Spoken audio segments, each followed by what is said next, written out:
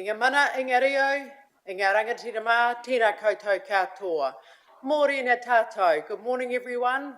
Welcome to our resident here from Tainui. Welcome to our staff, and very good morning to all of our councillors this morning for our council meeting. Can I invite our Chief Executive, Nigel Bickle, to start us with a karakia. Morena, Your Worship and councillors, well known karakia, so join in if you know it. Whakataka te hau ki te uru, whakataka te hau ki te tonga, ki a mākene kene ki uta, ki mataratara ki tai, hehi aki ana i te atakura, he teo, he hoka, he hauhu, ti hei mauri ora. Kia ora, thank you very much, Nigel. We have apologies today from Councillor Jessup, who is attending a tangi, and Councillor Nepi, who has leave of absence today. Do we have any other apologies? No, no, I haven't received an apology from Councillor Harvey. Has anybody received? Is he still? Your Worship, Councillor Harvey told me last night he's at a meeting in the landmarks room with food. 11 o'clock, that's later on today. Okay, I'll check fine. in to see. I haven't received an apology. All right, thank you. And I'm happy to move from the chair that those leave. Oh, do we have some leave of absence? No. No, thank you. I'm happy to move from the chair. Seconded, Councillor Redstone. All those in favour, please say aye. Aye. Any against? Thank you, that's carried. Conflicts of interest, if we could address those as we come to each item on the agenda. Thank you, councillors. Confirmation of minutes. The motion that the minutes of the council meeting held on Thursday the 10th of October 2023 be confirmed as an accurate record, and a motion that the minutes of the council meeting held on Thursday the 26th of October 2023 be confirmed as an accurate record. The copies of the above minutes have previously been circulated. Can I have a mover, please, for those minutes? Councillor Kerr, seconded. Councillor Hickey. All those in favour, please say aye. Aye. Any against? Thank you. That's carried. Councillors, we are going to move item 6 as the next item. Hikanui Pā, Tainui Reserve, proposed tree removal, landscape resilience work. We'll start with item 6 and welcome Alex and Colin. Thank you.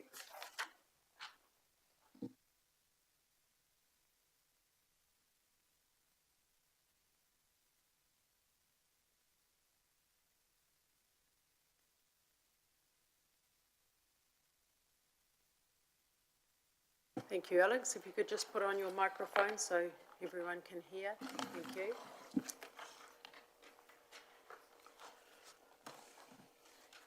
So this is a short summary of my report, just starting off with a brief description of Hikanui Pā. As councillors will be aware, Hikanui Pā is located within Tainui Reserve in Havelock North. The site has evidence of occupation, including archaeological features such as pits, terraces, ditches and bank, and in recent years archaeological material has eroded out of the ground on the site.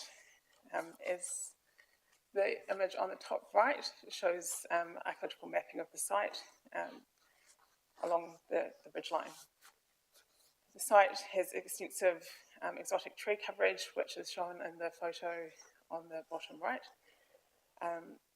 and the site experienced ongoing tree failures prior to Cyclone Gabrielle, particularly on the southwestern flank, which is to the left as you look at that photograph. Ngāuri o Te Heipura hold mana whenua status for the reserve. Ngāuri o Te Heipura are the descendants of Chieftainess Te Heipura, who lived in this area in the 19th century. The site is a registered archaeological site and is protected under the Heritage New Zealand Act. The site is managed by council under a reserve management plan adopted in 2015. During Cyclone Gabrielle, there was severe damage to the site. As you can see in the photographs, approximately 30 trees failed on the top of the ridgeline and particularly on the southwestern flank, where there have been tree failures in recent years. As you'll see in the photo on the right-hand side, so this is the southwestern flank, particularly macrocarpa trees failed due to their shallow root systems, and pine trees failed particularly due to excessive end weight loading. You'll see on the photograph on the bottom left is a tree which failed on the interior of the pā. You can see the level of damage done by uprooting of that tree. This is the most significant part of the site. Following storm, further trees were removed, particularly on that southwestern flank, which were unstable.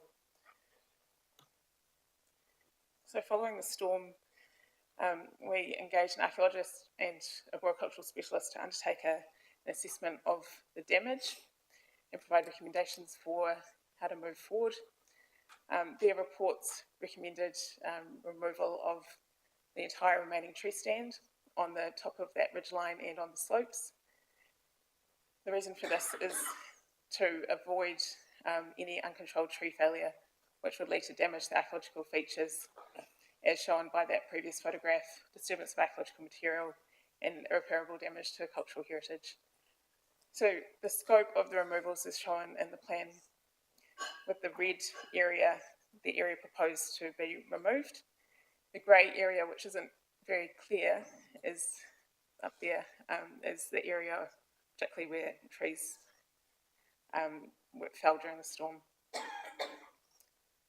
The archaeologist and arboricultural specialist who provided these reports have been working on the site since we began the review of the Reserve Management Plan in 2021. They're very familiar with the site.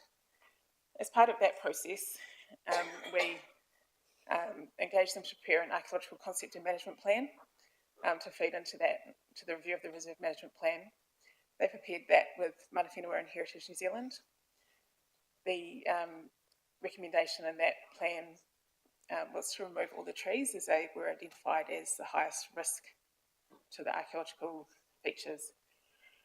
So essentially, the reports post-Cyclone Gabrielle were confirming the previous planning work and identifying that due to the failures during the storm, that work should be brought forward. So why now? So as I mentioned, the reports recommended that we bring forward the removal of the trees. Council as landowner is responsible under the Heritage New Zealand Act for protecting the archaeological site, and the risk remains with the stand of trees, particularly on the interior of the pā, now exposed by the failure of the trees on the southwestern flank. That risk should be managed by removal of all those trees. The site is very challenging. It has very challenging steep terrain. It has very challenging access, and it has restrictions on machinery coming onto the interior of that pā. So the recommendation is to remove all the trees and to manage all of those issues as one project rather than staging it over time. Proactive removal of the trees enables the stumps to remain and assist with stabilising the slopes.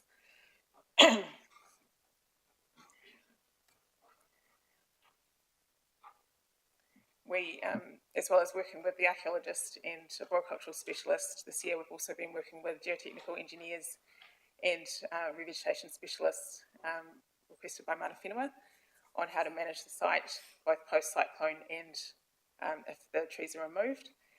And these recommendations are to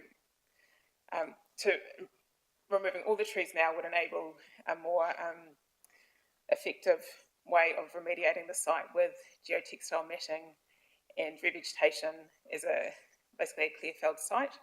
If some trees are left behind, then there's a risk not only that they would fail, but also that they would then damage any revegetation and stabilisation efforts, and which would then need to be repeated. So it's more cost effective to do this as one project.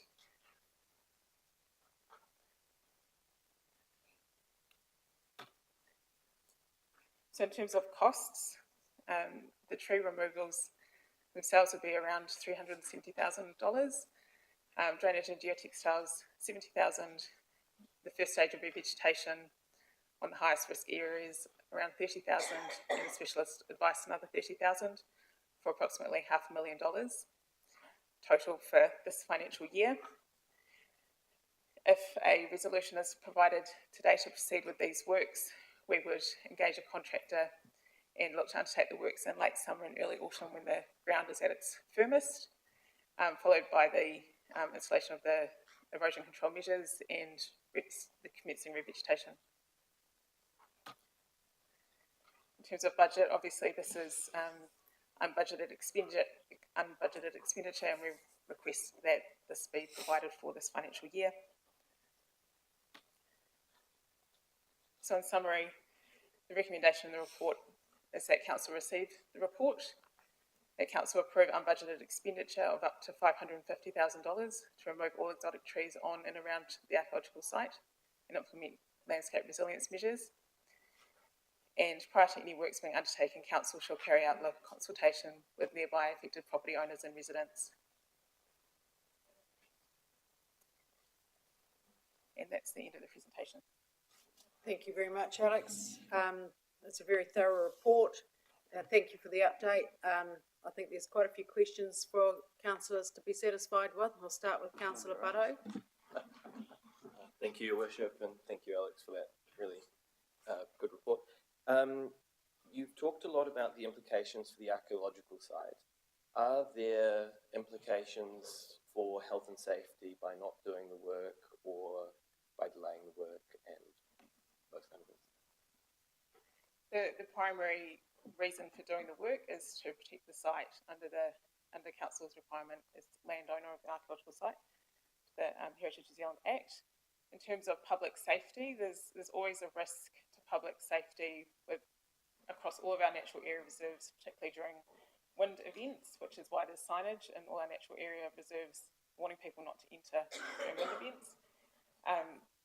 It is a low user area, so essentially it's not, the health and safety is not the driving reason for this proposal, it's the archaeological protection of the archaeological site. Alex, would you just be able to speak a bit more into the microphone, just so everybody can hear? That'd be great, thank you. Councillor Dixon? Thank you, Worship. I fully understand that these trees need to be removed. In the Karatu-Whenua stream, similar trees were there, and they were all removed using the Cyclone Gabriel funding. Why isn't this available for these trees, and we have to go into unbudgeted funds? Colin, do you want to answer that, or Craig, or Bruce? Anyone? This is simple. Okay, so why are we we don't like unbudgeted funds, you know, our chief financial team. So why haven't we got budget for this somewhere else? So yeah, through Your Worship. So there has been, the team have had a really good look through, particularly in the parks area, around what budget is available to reallocate. There's rather large operational budget assigned with looking after our parks and reserves. That's largely allocated to what we need to do over the course of this financial year.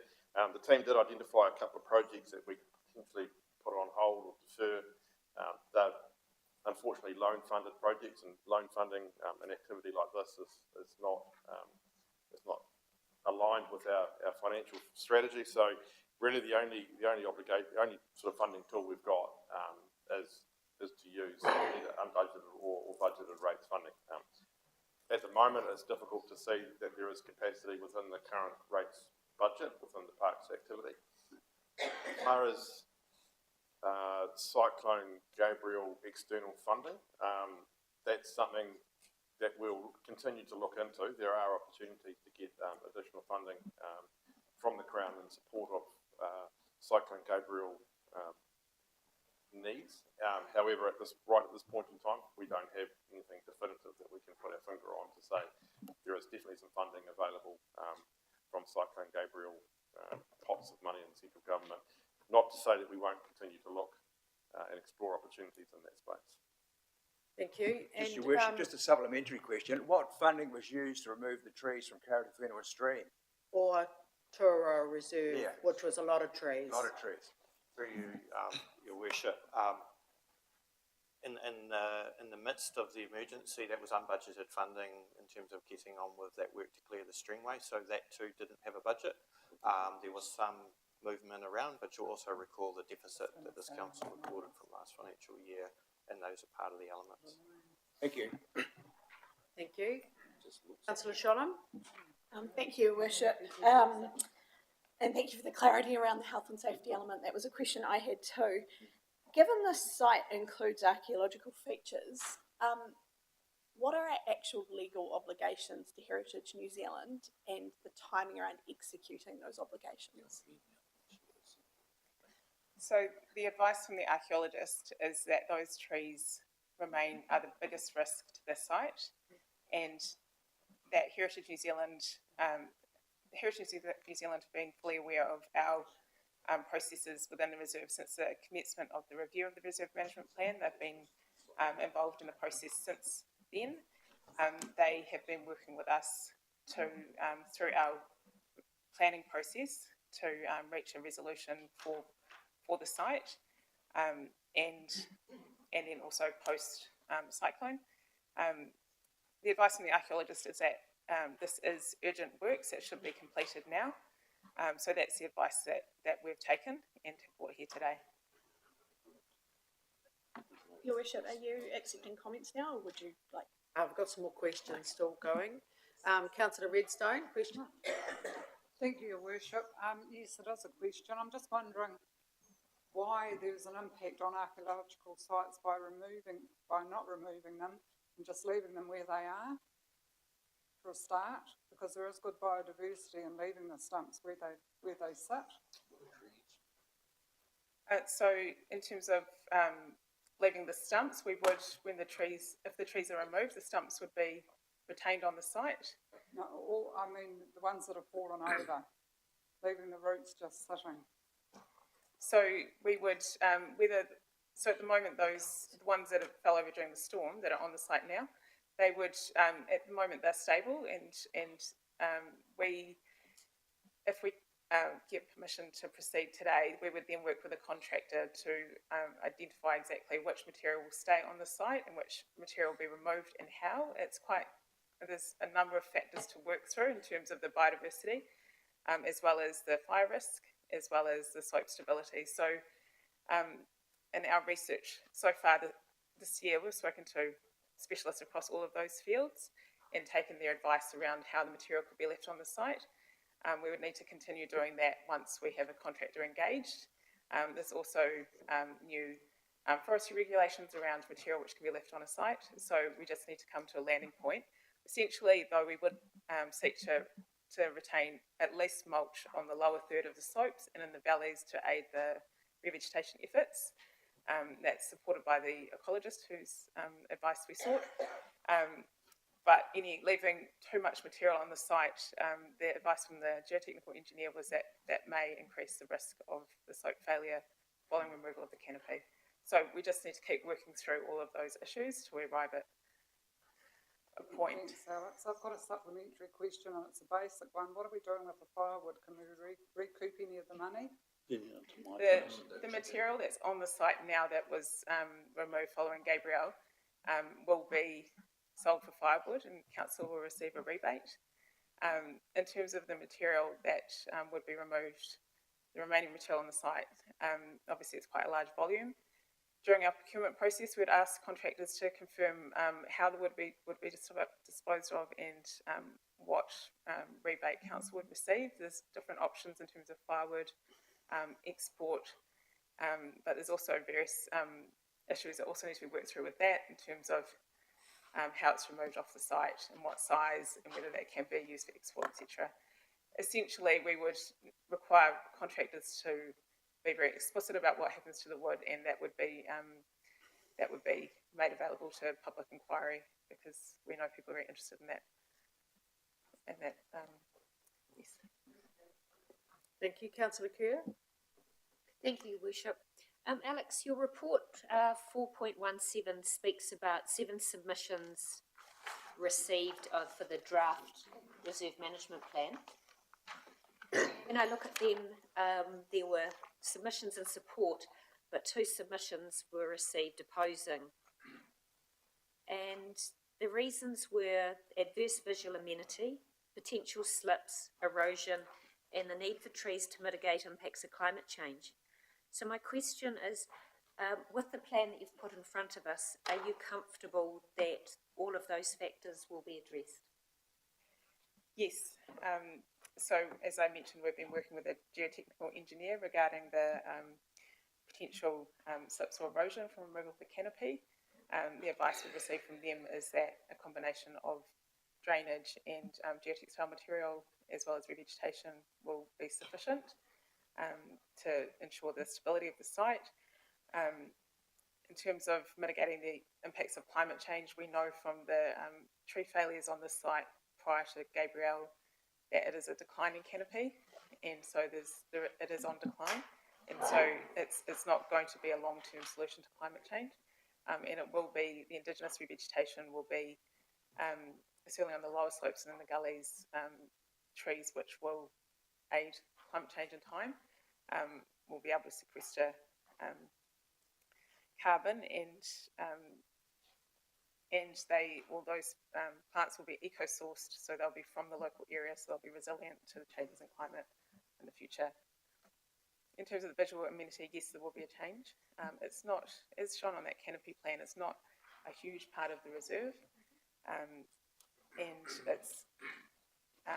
we've seen on that southwestern slope, as the trees have failed in recent years, canopies opened up, and the regrowth has been quite noticeable in that area. So based on that, there'll be a short-term adverse visual amenity effect, and then over time that should change quite quickly. Councillor Nixon? Yeah, thank you. Some time ago, maybe a year or two, we Do you have a question, Councillor Nixon? Yes, Thank you. the question's coming. Questions now, not comments, thanks. It's not a comment. I'm just trying to explain where I'm coming from. Some time ago, we had a presentation to stabilise and enhance the area. And I presume, because I'm sure we agreed, and that was either in our AP or LTP, was a budget set for that? Was that in 26? Was that following the adoption of the 2015 Reserve Management Plan? Actually, can't remember when it was, but we definitely went through quite a proposal. I remember it, because the proposal was to remove a lot of trees.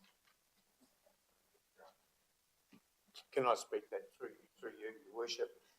Some placeholders were put in the long-term plan in anticipation of actions on Tainui. These included track upgrades, some tree removal. The intention of the tree removal, we spread money out over a number of years, obviously to keep a reasonably smooth budget, and there was also general upgrades for planting as well.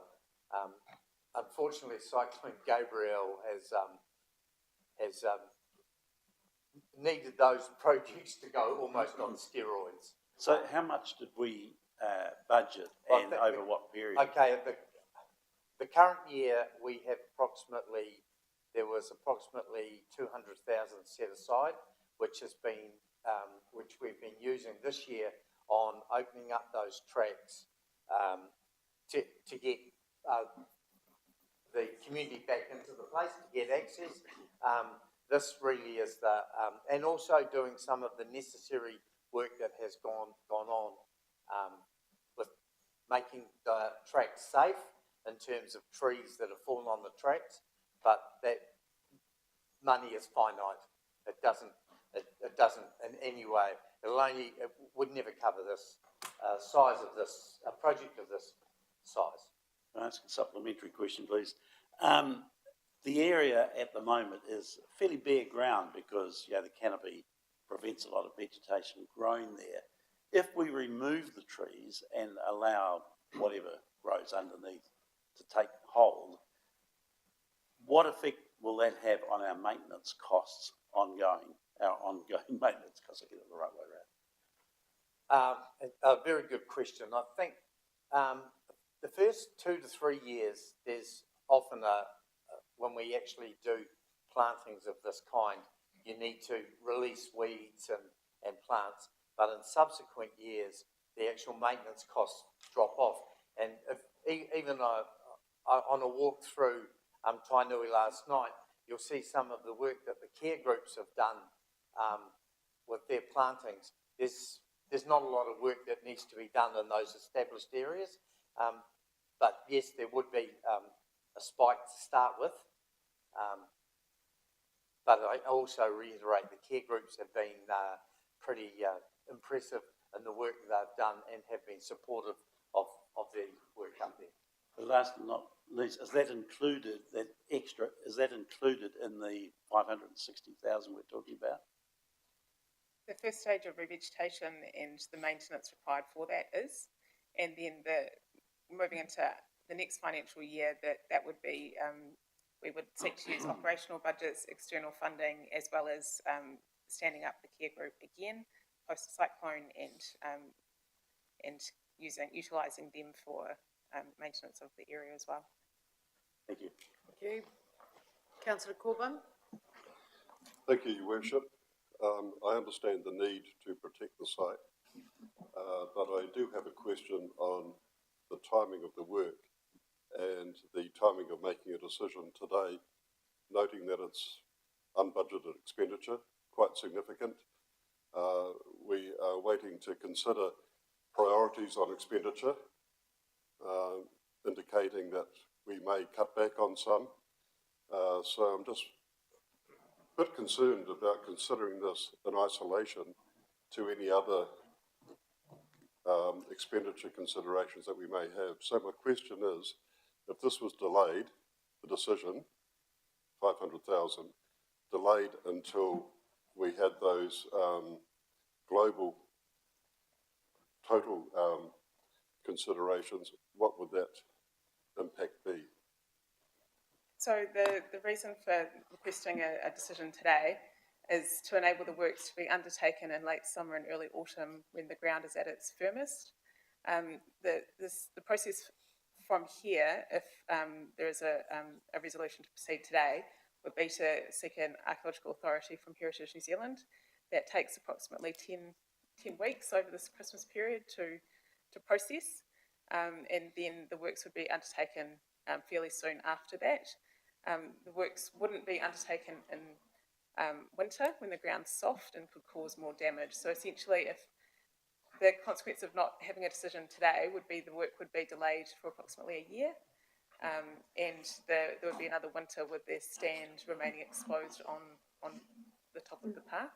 So obviously we were going through the review of the management plan, which is currently on hold, and we hope to resolve that next year. And this was, the tree removals were part of that after the planning with the archaeologist and a broad cultural specialist. But we've, because of Cyclone Gabrielle, we've taken the tree removals out of that process, given the urgency now identified by those specialists to remove the trees. So, in summary, the risk would be damage that occurred if any other cyclone came through, yes, if we delayed it for a year. Yes, the risk would be that the remaining trees are susceptible to wind throw. They're pushed, wouldn't even be a cyclone, but potentially just a wind event. They're vulnerable, and there would be that period where the stand's exposed for another winter. Thank you. Councillor Fowler? Recommendation C talks about consultation with residents. How will the residents be impacted if the work goes ahead? So it's likely the reserve would be closed for the period of the works, which could be, we don't know a time frame until we engage a contractor, but 6 to 8 weeks. It would be very noisy. There would be heli lifting of some of the timber. That would be a short period, but it would be there'd be noise while that was happening, and those would be the main impacts on the surrounding neighbours. Yeah, and just a supplementary question in terms of the work. If it was staged, is it best to do all at once, or is it possible just to stage it to say spread the cost over 2 or 3 years? We considered staging the work. however, the issues with staging it is it's a very challenging site. The terrain's very steep, the access is very limited, and it's difficult to get machinery onto the site. Particularly on the southwestern flank, where the trees primarily fell during Gabrielle, that's the easiest point for machinery to access. There aren't many trees left there now, so the machinery will need to get around the other side of the ridgeline, and the size of the machinery will damage the vegetation through there. The access is very challenging up around the top as well, and on the eastern side. So essentially, if it was staged, there's risk remaining that the stand gets smaller and it continues to be at risk of failure. And then if machinery came in a second time, there's potential for that machinery to damage the site, also to damage revegetation efforts, and also any geotextiles. The advice from the engineer was that any geotextiles placed on the site prior to tree removals are potentially going to be damaged. So it's much more efficient to remove the trees and then place the geotextiles. Councillor Lawson, last question. Thank you, Your Worship. In 4.2, you talk about the responsibilities to meet the Heritage New Zealand Act. I'm just interested in the repercussions if we don't meet those obligations under the Act.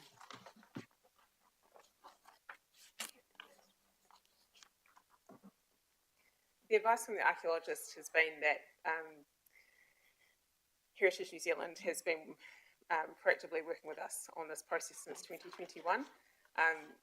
The biggest risk, as a landowner, if she advised that the biggest risk as a landowner, if we don't protect an archaeological site, is that the council could be prosecuted. So that is, while that's obviously not an issue as we're proactively working towards a solution here, she did advise that is the biggest risk for a landowner. Thank you. Happy to take comments. Councillor Sholem. Thank you, Worship. Like Councillor Corbyn, I'm loath to look at this particular item of unbudgeted spend in isolation from the bigger picture. However, I do also recognise that we are under time pressure on this particular item, and we are also kaitiaki of a very important archaeological site. And if we do nothing and we do wait, we're at risk of not meeting and fulfilling our obligations as protectors of that site. So whilst unbudgeted spend is not something that I accept lightly, I do think in this case that it is extraordinary circumstances and we do need to do this. So I'd be very happy to move the recommendations. Happy to second. Thank you, Councillor Kerr. Can someone just advise me where we're at with standing up our advisory group with a meeting with the residents and just updating them on opportunities, particularly around the replanting. So, you know, next spring, if these trees are to be removed in autumn, standing up that group again, keeping everybody informed and advised. Where are we at with that? Through Your Worship, we sent out a MailChimp last week to our database, which includes members of the care group, advising them that this report was going to council today. The report included requests for revegetation, and that if we go ahead, then we would seek to stand up the care group and invite them to be involved in the revegetation efforts. If we have a resolution to proceed today, then we would follow that with more comms this week or early next week, advising of this opportunity and bring people together to be involved in the project. Thank you. I think that's an action that needs to come with these recommendations. I think it's critical that, you know, I remember the planting days up there a few years ago and just seeing how the areas that have been replanted have taken off, and you know, all the schools were involved and it was a fantastic sort of community event. So I think that's really, really important part as an action. Thank you. So we have a mover and a seconder. No further comments. I'll put those recommendations. All those in favour, please say aye. Any against? Thank you. Thank you, Councillor Nixon. Councillor Redstone, vote against. Thank you. Thank you. Item number 5. Thank you very much, Alex and Colin. Havelock North Streams Management Strategy.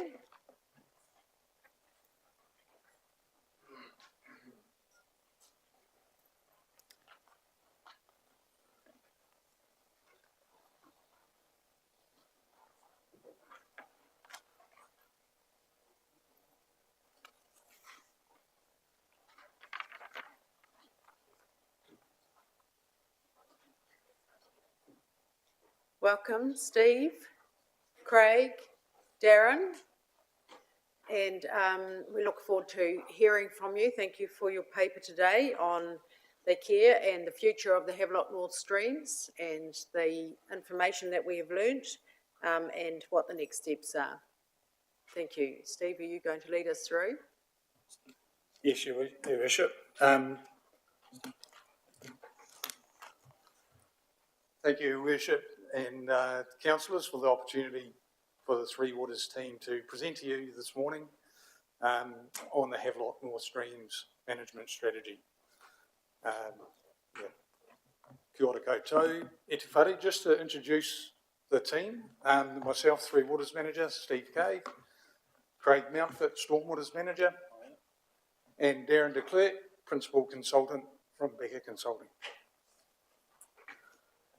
Okay, the purpose of this report is to seek council approval for council officers to proceed with drafting a Havelock North Streams Management Strategy and budget to do so. What the report does is provide background and context to present day operating environment with the Havelock North Streams, rationale for a Havelock North Streams Management Strategy, need for a ngā mea katoa approach to the Havelock North Streams. So all things considered in the context of Havelock North Streams feeding into the management plan. Cyclone Gabriel has highlighted a need for improved clarity around the streams management and maintenance responsibilities across councils, local authorities, landowners and community alike.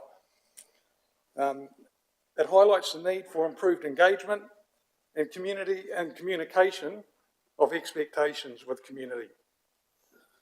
Improved understanding around the legal nature and context of the streams, and understanding around the need for a more structured approach to maintenance. The management strategy seeks to address these needs and provide for improved community safety and resilience to future storm events. And to address the immediate priorities and draft the management strategy, we are seeking approval and require $800,000 to complete this immediate work. And I'm now going to hand over to Stormwater Manager Craig Mountford to deliver a brief presentation, just providing a little bit more detail on the context and the background, but also more importantly, the immediate priorities that we'd like to address with the Havelock North Streams, and also the program to deliver a management strategy. Thank you, Craig. Just before we do that, just a really important point, and thanks for the opening comments, Mr. Cave, is that whilst we're seeking funding to get on and develop the strategy and the plan, really important that $10 million has been secured through the arrangements with government for investment in the appropriate solutions for the Havelock North dams, predominantly the receiving environment, which is the streams. And whilst we are responsible for the dams and the streams, is that we expect this to form the basis of the business case with government in terms of drawing down the investment that's been secured and obviously recouping these costs through that process. So just want to ground, given the conversation we've just had, is that you can kind of see this as bridging finance. Obviously, we won't be able to draw down the money from the Crown until we've done the business case, but you don't get to the business case without doing the work. So I just wanted to point that out up front before we get into the further presentation. Thank you, Nigel. Thank you, Craig.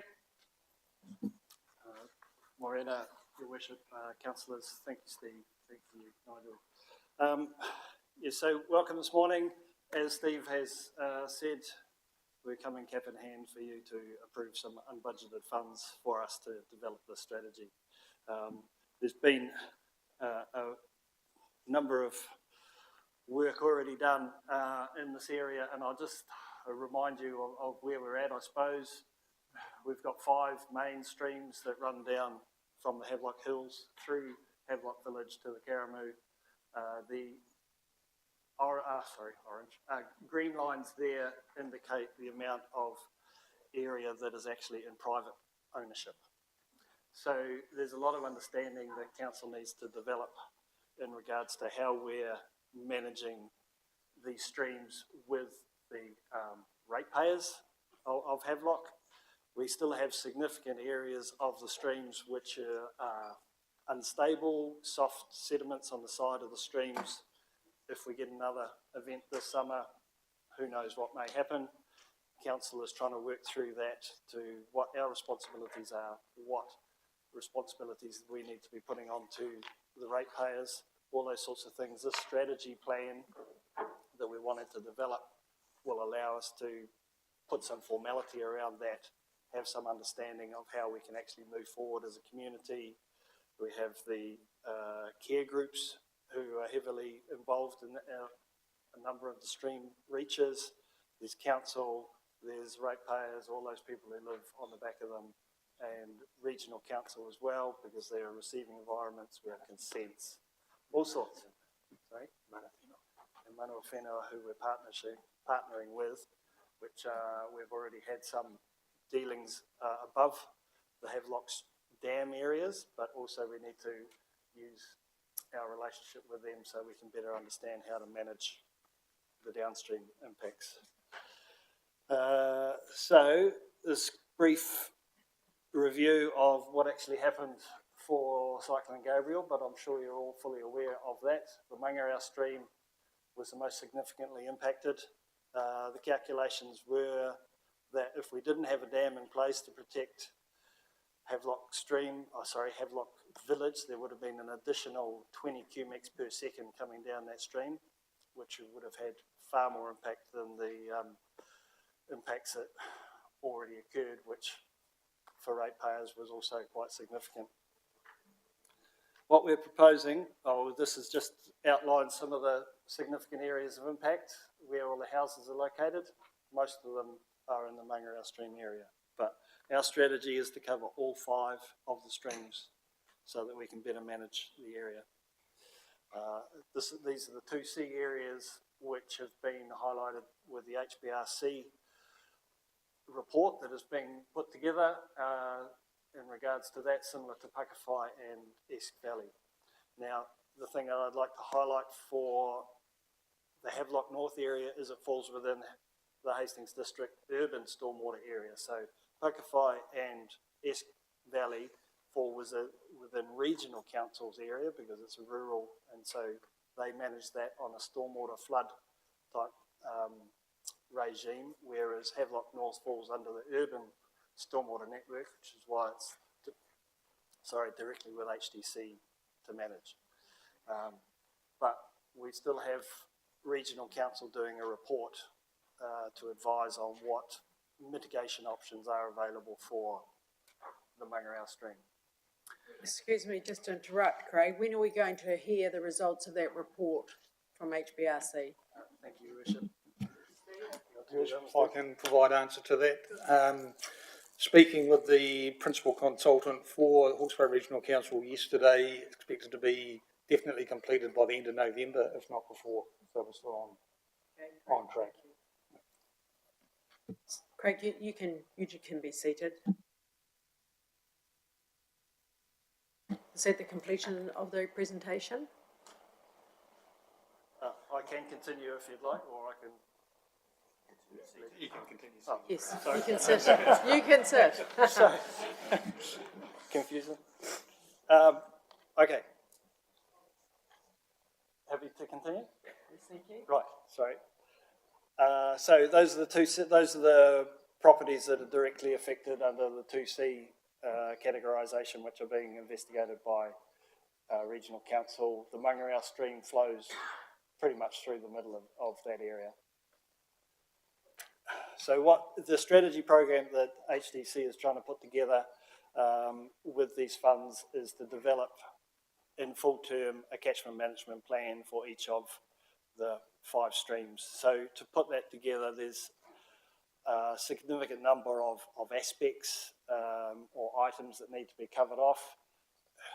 Of the 800,000 that we have asked you for, council officers have already put together 250,000 from original budgets. Some of those were allocated to the Mangarao stream area, but have essentially not required anymore. Well, not that they're not required, they've been forestalled by the HBRC report. So we have diverted those funds into the strategy so that we can investigate and come up with our regime. So we've got stream bank erosion that we need to resolve. Are those standard designs? Are those incorporated with private property owners? Will council take over the whole affair? All those sort of questions. There's a dam safety emergency action plan.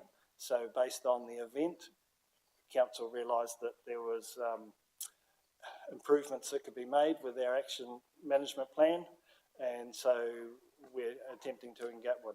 We have engaged consultants to work on that, so that if in the unfortunate event that we have another cyclone such as Gabriel, then council is better prepared to protect the ratepayers.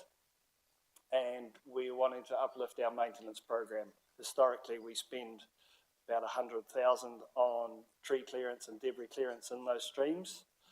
This year we have spent up to 300,000 already on the back of Cyclone Gabriel for debris clearance and tree removal, and we're wanting to put in place a more robust regime for improved maintenance inspections and for tree clearance, but we still have to work through a lot of access issues, private properties back onto the streams, and we can't always get there because there's no access or the houses go too far to the property boundary, so you can't get a machine down there.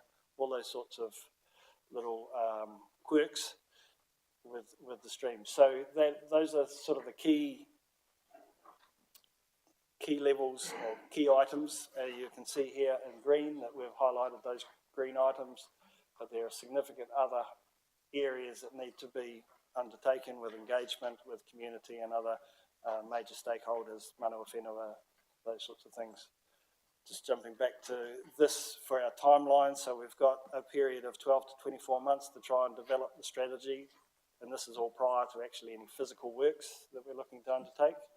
But the 800 or the 550 unbudgeted funds that we're looking to ask you for today is just for this financial year. And that depends on, I suppose, how far we get with our 12 to 24 month program to what will happen next year. Some of the additional items that we're looking to do will be surveying of the streams, and we've significantly changed in regards to the cyclone and change in channel profiles. So to better understand how we can protect the populace, we need to understand how the flows will react when they go down those streams. We have significant flooding in the Joel Road, Plassey Street area. With the change in streams, if we get another event, at this point we're unsure where that next flooding event may occur, and all those. So the intricacies are very apparent. There's a lot of public pressure at the moment to make some efforts to improve the situation, and so that's why we're here. So if I could, Your Worship, just to summarise and then open it up for questions and comments. As you recall, the 5 dams in Havelock North came about after the 1974 Hastings floods. They were commissioned and built to design standards by the then Catchment Board and constructed in the early 1980s. And those dams feed into the streams, which are the receiving environments. What we've established through this process is that the dams perform satisfactorily to their design standards. Gabriel was the first time that had basically tested those dams in terms of the activating the spillways, and they worked. So one of the big messages is the dams have performed to a satisfactory level as per the design standards at the time. There are some future issues because the regulatory environment around dam safety is only heading one way, and that's upwards in terms of the regulatory requirements. But the fundamental issues that we're talking about right now in Havelock North is about the receiving environments in which the water goes, which is the streams. And I think the key thing, whilst we're in the process of finalising the report, we've reviewed all of the reports that have been commissioned by the regional council, and the key issue is basically the receiving environments, the streams, are too small from a conveyancing point of view in terms of water. On basically not Gabriel events, but any significant events with known existing pinch points. The work that I think the team have outlined is not going to be straightforward because it involves over 600 private properties that intersect with these streams. We know we will have a range of issues from what's occurred over decades in terms of private ownership, lack of standardised design around retaining walls, maintenance. As you're aware, we've had an arrangement with the regional council for 20 years where we're responsible for the maintenance of these assets. I think it would be fair to say, for all of the reasons that have been canvassed, it's been probably a reactive management sort of regime in terms of the management of those streams. It's not something that's come as a regional council funded scheme. So there are a range of issues to work through here. That the pleasing thing is that we've obtained $10 million in the funding agreement with the Crown to invest in the Havelock North streams. But to get to the point, we need to do this precursor work that sets up the forward investment program, and obviously a business case that has to be approved by the government. Hence why we're here today, outlining the work that's been done to date, but more importantly, the next steps from here. Thank you, Nigel. So Craig, you completed your presentation? Thank you. And I think that it's really critical that we get that community meeting with our Havelock North affected residents before Christmas. So I'm hoping that is going to be done late November, early December, when the regional council report has come through from, is it Tonkin and Taylor, commissioned to do that report. So I think that's really important we get out to the Havelock North residents so to give them some sort of certainty of where we are heading if council decides to sign off on this unbudgeted funds today. I'll take questions now. Councillor Nixon. Yeah, thanks. Actually, I found that a very useful report. It certainly educated me on the issue. Will the investigation we do include some sort of assessment as to urban development that might impact on this area, creating additional flow? Because it's been ongoing for a long time, and I guess there are other proposals somewhere in the pipeline, or is that outside of the scope of what you're planning to investigate? I think there's going to be part of the work through you, Your Worship. We do, but the fundamental issue that we have is that the current receiving environment, being the streams, is basically 3 times too small for the amount of water that has to be managed in terms of our existing urban environment. So these are not going to be easy issues to resolve. So it gets to the current state of Havelock North, let alone future urban growth. But these will be some quite challenging issues to work through with our community. For example, a very practical recommendation is at points where the Mangaro is currently 1.5 metres wide. The technical advice is it needs to be 7 metres wide. Now, those are going to be difficult things to work through with landowners if the solutions is taking 6 metres of land that's necessary from a conveyancing point of view. But this is the work that we're going to have to work through. These issues, and I think Councillor Fowler, you've mentioned it as a noted historian, as others in the community. This is not the first time that Joel Road and Plassey Street has flooded. These are some issues that have been long-standing that now is the time to actually, as difficult it's going to be, get these things on the table with landowners and the wider community to engage through, because I think You know, the key point here, this is not, that these issues are not related to a Cyclone Gabrielle size event. These are 1 in 50 year rain events where we've got known problems and known pinch points that are going to have to be addressed. Thank you. Could I just Councillor ask about the Redstone? funding, just before I finish? Are we able to, once the work is done, then bill that to the Havelock allocation? So if you turn to the recommendations, which is D, councillor Is it Nixon. in there? I didn't remember that. Recommendation G, that the chief executive investigate as an eligibility, recover right. $800,000 as a funds as part of recommendation C. Oh, that's good, thank you. Thank you. Councillor Redstone? Thank you, Your Worship. I'm just interested in the accessibility issues. I've got a drain through the bottom of my property which Regional Council maintains, and I have to keep it open and available for them to do that. How do we address that with these properties? Because I understand there's a lot of debris and rubbish and stuff in the actual drains. Thank you, councillor Redstone.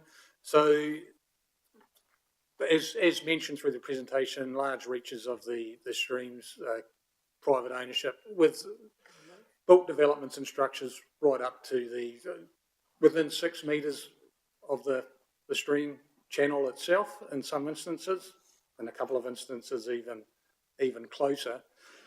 The part of the work program and the investigations across all the streams is to look at what could become access points, and that we'll need to go on a journey with the private landowners on that. At this stage, we haven't predetermined any mechanisms to create access points, but we are going to need more than what we presently have now.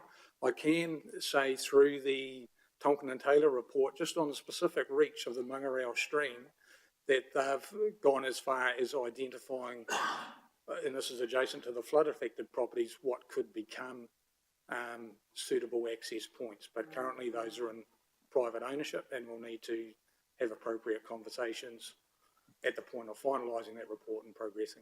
And do you think that the homeowners understand that if we have access points, they'll be much safer?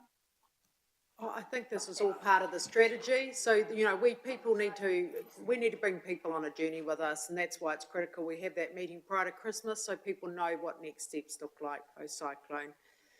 Councillor Butto? Thank you, Your Worship, and thank you for the presentation. It sounds like a hugely complicated issue to try and address, so I look forward to the results of the strategy. My question is, to what extent, or the future management of those waterways and the entity that ends up managing those, to what extent does this decision influence that, or is that a decision that is coming up in the future? Again, Councillor Butto, thank you for the question, and another good one. So the area, in the context of the Three Waters reform and a new entity, Hastings District Council has actively tabled this as an issue. The management, ownership management, which agency with the National Transition Unit at this stage, not yet with Tamata Arawai, but there's no clear answer. And again, this is work that's needed. There's been suggestions it should remain with Hastings District Council, some that it goes back to Hawke's Bay Regional Council. Probably not a good fit for a new entity, very challenging space, and that's another tranche of the work. Just through your worship, just to add to that, the way we see this work, this parcel of work is critical to actually inform that conversation properly and holistically, as Steve started this presentation. By doing a comprehensive review of what is a really complex and what will be a very difficult conversation for this council and for the community to go on this journey, it will inform what are the most practicable choices to achieve a reasonable or required level of service. It will inform the nature of the organisation and the structures to manage it. It will inform obligations privately and for the entities, and will also inform what is the nature of funding it from a targeted rate or other ways of funding it. So and actually needs this important base work as a foundation to set up that longer term structure. So this is no longer a really messy, complex cobweb. Thank you, Craig. Thank you. Thank you, And Councillor Butter. noting the Chief Executive's comments before around the $10 million fund attributed to this, I'd be very happy to move the recommendations. Thank you, Councillor Butter. Councillor Kerr. I'm happy to move. Thank you. So we have moved Councillor Butter, seconded Councillor Kerr. No further comments, no further questions. Councillors are comfortable with setting a direction. I am very supportive of this. I think it's critical that we move forward now and get this work underway. And I think that, you know, this is one of the really, really important areas of our work and our recovery and our drainage and stormwater management as we move forward to protect a community of Havelock North. I'll put those recommendations. All those in favour, please say aye. Aye. Any against? Thank you. That's carried. Thank you very much, team. Item number 7, Puketapu Bridge Procurement Plan. Welcome, Francois.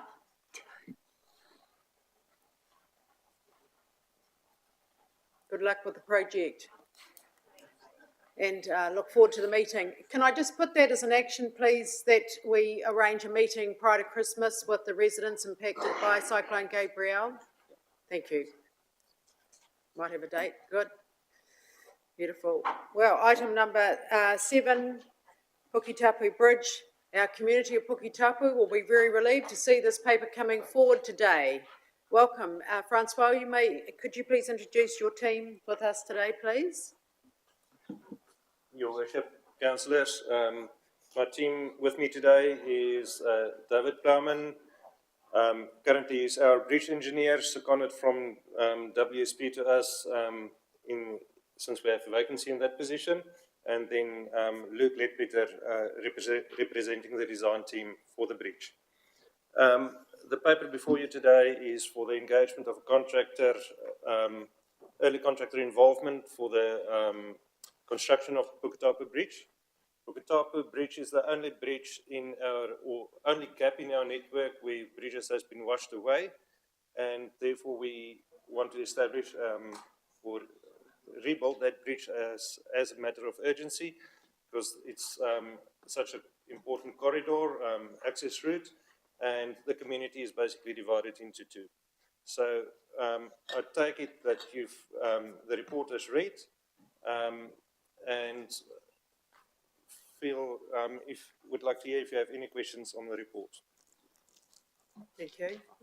Through your Worship, thank you, Francois and team. So key elements that the team are looking at of this report is, this report's not about what the final design of the bridge are, it's actually, we want to go to market. We want to go to market to engage a contractor to be involved in the final steps of the design. Once we select that contractor has first right to finalise the negotiations for the build part of the contract.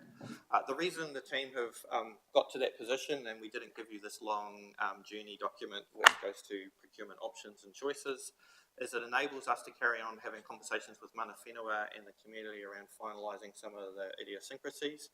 It enables a contractor to bring some of their own IP and understanding of what's fast, what can we do cost effectively, and to challenge some of the design thinking. The team have done some conceptual work with a number of the suppliers. And what the paper's also doing is giving Civic and Development the delegated authority to sign off on the tender recommendation, just to help with the process and administrative speed. As I said, the paper's not about the design. We will give you an update as that design gets finalised, but rest assured the base concept is the bridge will be higher than it was. It will have less things in the river than the bridge had before. They've looked through lots of different options. We've got 2-lane, cycling and 2-lane. The conversations with the community have also highlighted just some concerns around at the end of Vicarage Road. So the team are taking the community sort of wider conversation, and so there's some potential intersection improvements they were looking at Vicarage Road and Dartmoor Road. But yeah, so this paper is primarily around how do we go to market to get the fastest outcome in terms of a built bridge. Craig? Francois, did you have anything further to share? No, thank you. We've got questions. Councillor Hickey? Kia ora, Your Worship. Just 3.16, I just need clarification on your third marae. Is that Te Awhina marae or Wharerangi marae? I'm not sure, I'm aware of a whina marae on 3.16 in regards to consultation with marae. Is that a typo? We have Mōtio, Timikara and Te Whina marae. I'm not aware of a... I would support Henry on this. So the third marae that we've consulted with? So there'll be the two at Mōtio. There is a Te Awhina marae at Omahu, and there is Wharerangi, which is in Poketapu. Just maybe if we can just confirm what the third marae is. I'm unaware of a marae called Te Whina, but I could be wrong. And Your Worship, just for a little bit of fun, we have a new ministry, the Ministry of Waka Kotahi, in this paper as well. Yes, saw that. Oh. And based on that, I'm happy to move the recommendations of this Thank you, paper. Councillor Hickey. So could someone please explain who did the consultation with the marae, our marae community, please? Who looked after that consultation? Francois, Your Worship, we're working through our cultural team, Charlie, James and the team, and Julie, in working with the Mana Whenua. We also have a team from our consultant working with our team in that. And we've had various engagements with them. We actually have another engagement with them this afternoon. I think it's with Mateo in particular this afternoon. So it's been a tag team between our own internal team and our consultants team. Okay, so we've got a question here about Te Whina, and we need to know if that is a marae in our district or not. So I think if you're okay, Your Worship, we'll clarify that. Okay.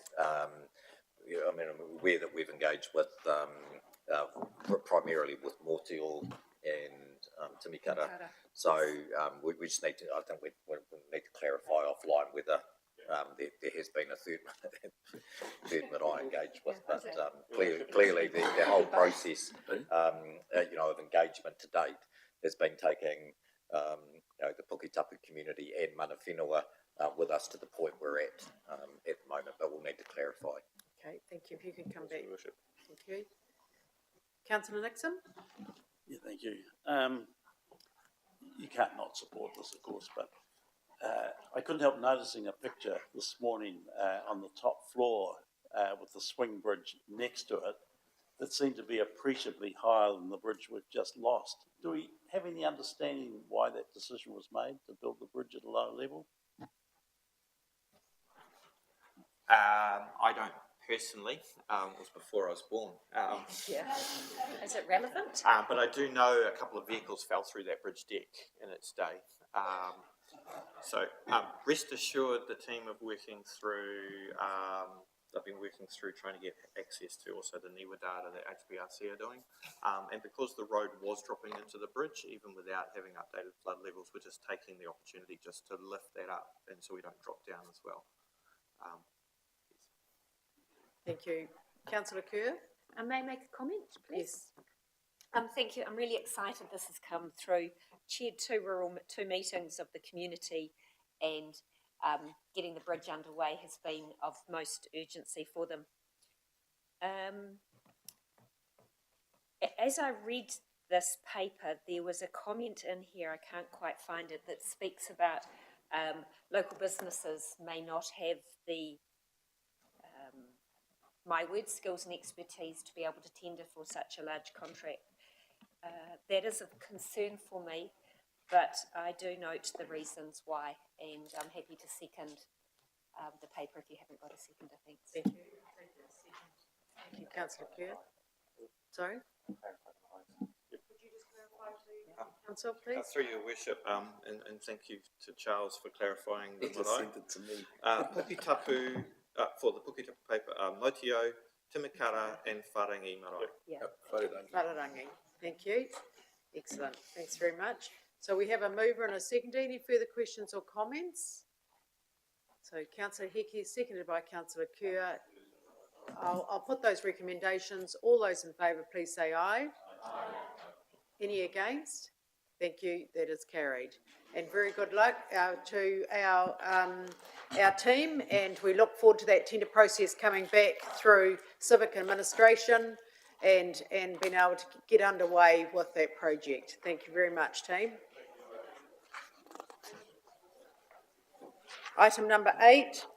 Welcome, Tony Maranui. This is the building consent processing fees.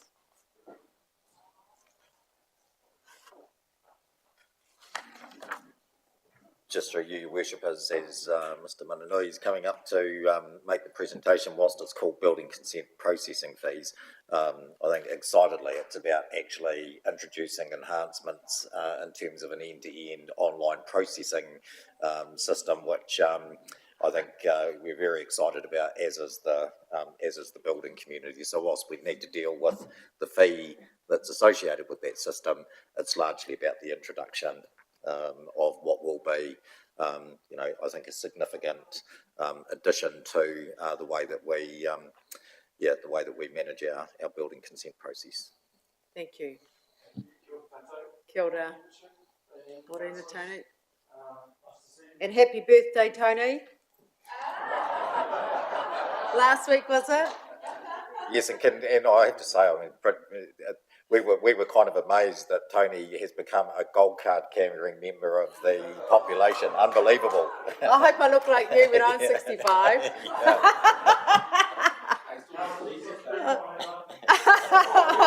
We had a wonderful festival and taste tasting celebrating Tony's birthday.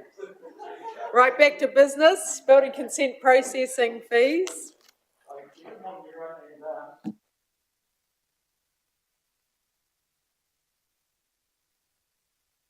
But essentially, it relates to building consent fees for a new way that we're going to process building consents.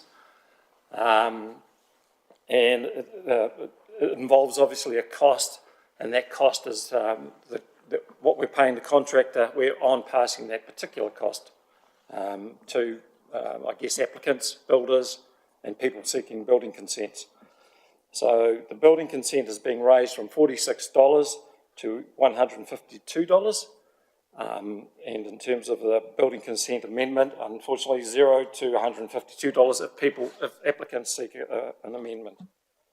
But briefly, the background to it is about 10 years ago we obtained a new product called GoGet, which was to assist our building inspection team. It's worked out efficiently. There are now new owners of GoGet called Objective Build, and Objective Build basically have, I guess, sort of a monopoly overall throughout council, where they're involved in some 50 councils out of the 61, where they have some form of inspection regime or processing consent regime. So we are about to join them, and it's a new end-to-end online processing consent, which is Napier are already using something very similar, and Central Hawke's Bay are using exactly the same one.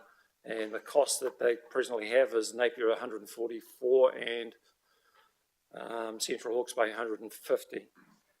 So we're going live 4th of December, and I guess that's why we're here today, is to seek your endorsement for those increased fees. We've recently spoken to the building industry at both the Building Forum and at the Building Advisory Group. A number of those building advisory people are familiar with this new product because they use it at other councils. They're totally supportive of it. Essentially, they want it because it's a much more effective tool, and it just contains everything: transparency for the customer and for council, efficiency, speed. It cuts out a whole lot of the current administrative tasks that are being from 13, where we cut and paste information backwards and forwards down to 6. So it's a much more streamlined, efficient, I guess, visible process. And, we anticipate reductions in terms of the client or the applicant, in terms of the savings for them. We anticipate the savings will be in the time we spend on their consent.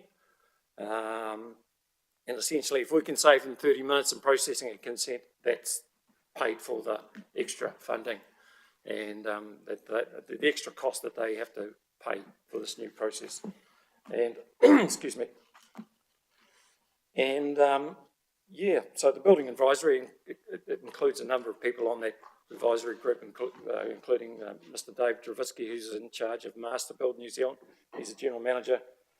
Gordon Sanson, John Royal, and they're all supportive of this product. Thank you, Tony. So we're here to seek your endorsement in terms of... Recommendations look a little bit overwhelming when we first looked at them, but now we understand exactly what people are getting for efficiency and effectiveness. I'll take some questions. Councillor Redstone. Thank you, Worship. Just wondering if you know about how much more efficient it will be in timing for people. Will it reduce the number of days required for consent? Yes, excuse me, it will reduce the number of days, and obviously we'll get it out a lot quicker because hopefully we're not spending as much time on it. But that's why the building community have asked for this system through the Building Advisory Forum. I'm really supportive of it. I just wonder, is there a backup or option B for anyone that might not want to be able to or can't do it online, or if power was off or something like that? Is there any other way? Any backup? Unfortunately, no. This is the product that we're getting. We've got a planned introduction to it, including some. We've got a building industry forum coming up shortly in the next week or two. Another building advisory group, and we're sending out invites basically to the building industry. If you want to come and learn how to do it, come in. We've got some people that'll be taking, classes for it, and so we'll have a good introduction as to how we're going to achieve or make them aware of how it works. That's what I was hoping for. Thanks, Tony, and I'm happy to move. Councillor Watkins. Thank you, Worship. Great technology. The industry want it, and I'm very happy to second the recommendation. Thank you, Councillor Watkins. Councillor Sholham. I'll just speak in favour of it then, since the mover and second has happened. Improve visibility, streamlining of admin, reduce timeframes. What's not to like? Thank you, Councillor Sholham. So we have a mover and a seconder. No further questions or comments? I'll put those recommendations. All those in favour, please say aye. Aye. Aye. Against? Thank you, that's carried. Thank you very much, Tony, and good luck with rolling out, and we look forward to getting feedback from the community on the new process. Your Worship, thank you. Thank you. Item number 9, Clifton to Tonkoil Coastal Hazards Joint Committee Meeting Summary. Welcome to you, Mark. I'll just ask any of the councillors who attended if they want to give a bit of an overview on this, on who attended that meeting. Councillor Dixon, Councillor Corbyn, Councillor Kerr, Councillor Redstone. Anybody wish to update council on where we're at with committee meetings? Thank you, Worship. I think it was decided that we need to have a number of other workshops. Unfortunately, Hawke's Bay Regional Council has lost one of their key workers in Jose. That's put things on hold for a wee while. So it's a little bit of marking time until the start of next year. Okay, thank you. Councillor Corbyn. Thank you, Your Worship. The strategy is on track to go out from Regional Council for public consultation in August 2024. The key bit of work that's got to be done between now and then is a funding model to support the work that needs to be done. I have been thinking it would be beneficial for our council to have a workshop on the coastal hazards to understand what the strategy is and what the funding considerations are, because it's going to happen very quickly. We're going to go into Christmas, the New Year, and then it's going to come to us before August, probably June, I think. So it'll be good to be prepared for that. Welcome, Mark. Happy to move, Your Worship. Thank you. Have a seconder, Councillor Corbyn. Thank you. Mark, did you have anything to add? Councillors have looked after us well. They certainly have. Awesome. Yes, as stated, we had a joint committee meeting on the 10th. Those minutes are not available, but that was followed by the second of a series of workshops to deal with the major outstanding matter, which is the funding model. Awesome. And that will be a lot of work, and council will be interested in that. Great, thank you. All right, I'll put those recommendations. All those in favour, please say aye. Aye. Any against? Thank you, that's carried. Item number 10, schedule of appointments to committees and subcommittee amendments. This is my paper, happy to move from the chair. Happy to second. Any questions, comments? Councillor Kerr. Happy to second. Thank you. Any further questions or comments about this paper? To our structure, it's just amended the structure of our changes to chairs and deputy chairs. Actually, Your Worship, so just when I read this, I noticed that all of our councillors have a sense of a job or a skill or a expertise, Yes. and none of our councillors are on what has traditionally been a base councillor rate. That's right. Thank you. Everybody has a portfolio and a role and a responsibility, and we've discussed those recently at our one-on-ones with councillors and how we are tracking with those.